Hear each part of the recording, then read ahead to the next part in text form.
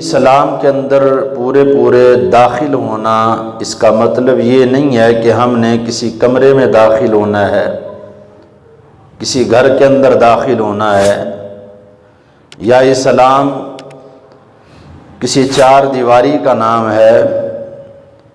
اسلام ضابطۂ حیات ہے کہ اللہ رب العزت ہمیں یہ فرما رہا ہے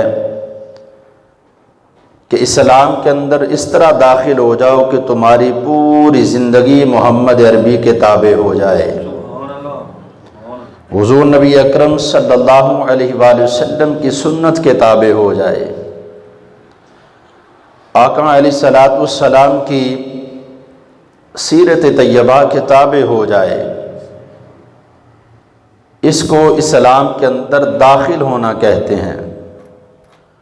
وہ کس لیے کہ جو احکامات خالق کائنات نے نبی اکرم صلی اللہ علیہ وآلہ وسلم کو عطا فرمائے، آقا علیہ الصلوۃ والسلام نے ان احکامات کو اپنی عملی زندگی میں اپنایا۔ اسی لیے حضور نبی اکرم صلی اللہ علیہ وآلہ وسلم کی زندگی امت کے لیے اسوہ حسنہ ٹھہری، امت کے لیے بہترین طریقہ ٹھہری، امت کے لیے راہ نجات ٹھہری۔ آقا علیہ الصلوۃ والسلام کی زندگی جو کوئی بھی اپنا لیتا ہے، خالق کائنات اس بندے کے لیے جنت کی راہیں ہموار فرما دیتا ہے۔ تو اللہ رب العزت نے اسی آیہ مقدسہ کے اندر آگے ارشاد فرمایا، وَلَا تَتَّبِعُوا خُطُوَاتِ الشَّيْطَانِ، اور شیطان کے نقش قدم پر نہ چلو، اس کی کھینچی ہوئی لکیروں پر نہ چلو، اس کے بتائے ہوئے رستے پر نہ چلو، اس کی اتباع نہ کرو۔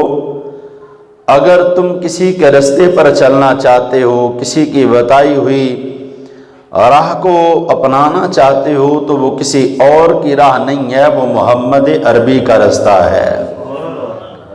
اگر تم پیروی کے قابل سمجھتے ہو، اتباع کے قابل سمجھتے ہو، تو وہ حضور نبی اکرم صلی اللہ علیہ وآلہ وسلم کا رستہ ہے، ان کی اتباع کرو۔ کس لیے؟ اِنَّهُ لَكُمْ عَدُوٌّ مُّبِينٌ، بے شک شیطان تو تمہارا کھلا دشمن ہے۔ اور ہم جہاں پر بھی دیکھ لیں، جس وقت بھی دیکھ لیں، ہم شیطان کے کسی نہ کسی وسوسے کے اندر مبتلا ہوتے ہیں، شیطان کے طریقے پر کہیں نہ کہیں ہم چل رہے ہوتے ہیں، لیکن رحمان کے رستے سے غافل نظر آتے ہیں۔ جبکہ بندہ مومن کی شان یہ ہونی چاہیے کہ اس کو جو رستہ اختیار کرنا چاہیے وہ رحمان کا رستہ اختیار کرنا چاہیے، مدینے کے تاجدار کا رستہ اختیار کرنا چاہیے۔ حضور نبی اکرم صلی اللہ علیہ وآلہ وسلم کی سیرت طیبہ بھی اسی چیز کا ہمیں جو ہے وہ درس دیتی ہے کہ اپنے آپ کو شیطانی فکر سے، شیطانی سوچوں سے پاک رکھو، اپنے دل کے اندر اندیشے پیدا نہ کرو، وسوسے پیدا نہ ہونے دو، شیطان کو گنجائش نہ دو وہ تمہیں گمراہ کر سکے، شیطان کو اتنا موقع نہ دو کہ وہ تمہیں صراط مستقیم سے بہکا سکے، بلکہ ہر وقت استغفار کرتے رہو، اللہ کی بارگاہ میں توبہ کرتے رہو، تاکہ خالق کائنات ہمیں شیطانی وسوسوں سے محفوظ فرما لے۔ طبیعت کی سادگی اس چیز کو بھی کہا جاتا ہے کہ ہم اپنی طبیعت کے اندر شیطانی وسوسوں کو جنم نہ دیں۔ جب انسان اپنی فکر کو شیطان کے سپرد کر دیتا ہے نا، پھر اس کی فکر گندی ہو جاتی ہے۔ جب انسان اپنی سوچ کو شیطان کے تابع کر دیتا ہے، پھر انسان کی سوچ گندی ہو جاتی ہے۔ انسان کی سوچ کی پاکیزگی اسی وقت تک ہے جب تک وہ اپنی سوچ کو، اپنی فکر کو محمد عربی صلی اللہ علیہ وآلہ وسلم کے تابع رکھتا ہے۔ تو اس لیے عمومی طور پر شیطان ہمارے دلوں میں وسوسے پیدا کرتا ہے، ہمیں بہکانے کی کوشش کرتا ہے، اور ہم سے دل ہی دل میں بڑے بڑے وعدے کرتا ہے کہ میں تمہیں یہ بھی کامیابی دلا دوں گا، یہ بھی کامیابی دلا دوں گا۔ کئی دفعہ ایسا ہوتا ہے کہ کوئی بندہ ایسا مل جاتا ہے جو غلط رستہ اختیار کرنے کی ہمیں دعوت دیتا ہے اور ہم اس کے کہنے پر غلطی کی طرف آمادہ بھی ہو جاتے ہیں۔